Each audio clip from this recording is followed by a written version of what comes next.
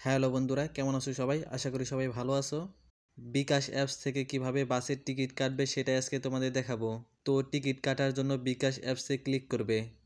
তারপরে turn on লেখা ওইখানে ক্লিক করবে। তারপরে এখানে বিকাশ অ্যাকাউন্টের পাসওয়ার্ড দিয়ে বিকাশ অ্যাপসে লগ ইন করবে। বিকাশ অ্যাকাউন্টে আসার পরে নিচের দিকে স্ক্রল করে নিচে চলে যাবে। তারপরে টিকিট ও ট্রাভেল লেখা ওইখানে ক্লিক করবে। তারপরে এখানে দেখতে পাচ্ছ বাস লেখা ওইখানে ক্লিক করবে।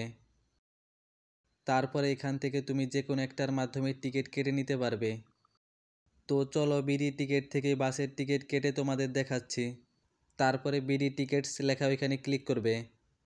তারপরে নিচের দিকে দেখতে পাচ্ছ ডান দিকে তীর চিহ্ন দেওয়া ওইখানে ক্লিক করবে।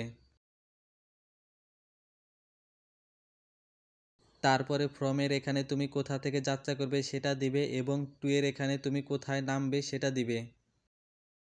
তারপরে এখানে তুমি কত তারিখে যাত্রা করবে সেটা সিলেক্ট করে দিবে। সব কিছু দেওয়া হলে সার্চ বাস লেখা এখানে ক্লিক করবে। তারপরে এখানে তুমি বিভিন্ন কোম্পানির এবং বিভিন্ন সময়ের বাস পেয়ে যাবে। তারপরে এখান থেকে তোমার সুবিধামতো সময় অনুযায়ী বাস সিলেক্ট করে নিবে।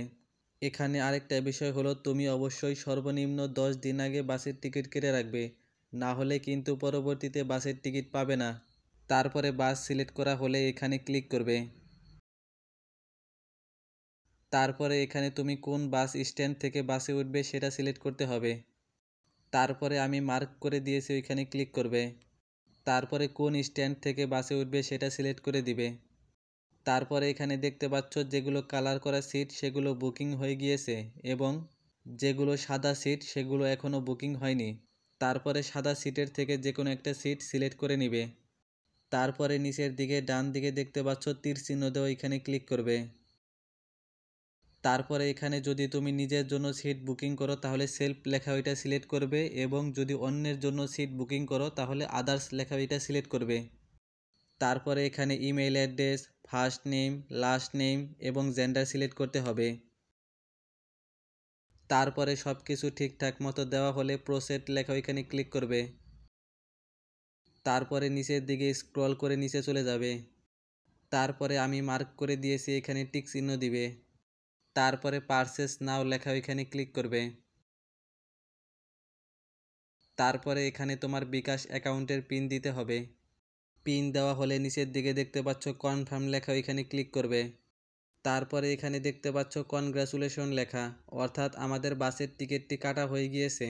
তারপরে নিচের দিকে দেখতে পাচ্ছ ভিউ টিকিট লেখা ওইখানে ক্লিক করবে।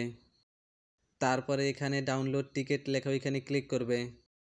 তারপরে এখানে দেখতে পাচ্ছ আমাদের টিকিটটি ডাউনলোড হয়ে গিয়েছে। তো এভাবেই তোমরা খুব সহজে বিকাশ অ্যাপ থেকে বাসের টিকিট কেটে নিতে পারবে। বিকাশ অ্যাপ থেকে বাসের টিকিট কাটতে তোমাদের যদি কোনো সমস্যা হয় তাহলে তা কমেন্টে অবশ্যই জানাবে। তো আজকের ভিডিওটি এ পর্যন্তই, দেখা হবে অন্য কোনো ভিডিওতে। সে পর্যন্ত ভালো থাকবে, সুস্থ থাকবে। আসসালামু আলাইকুম।